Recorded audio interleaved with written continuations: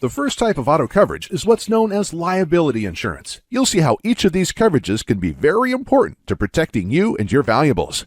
First, let's talk about uninsured, underinsured motorist liability. This type of coverage is in place to protect you or your passengers that are hurt as a result of another driver's negligence, even when they don't have insurance. The next type of coverage is what's known as comprehensive coverage. This type of coverage protects you from losses that result from fire, theft, falling objects, riots, storms, earthquakes, floods, and even when there is a collision with a bird or animal. The next type of coverage is collision insurance.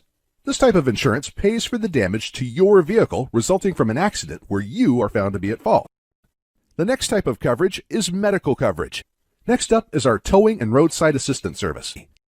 The next coverage option is rental car coverage. Next up, glass deductible buyback add-on. Call us today so we can put a plan in place to help you and your loved ones.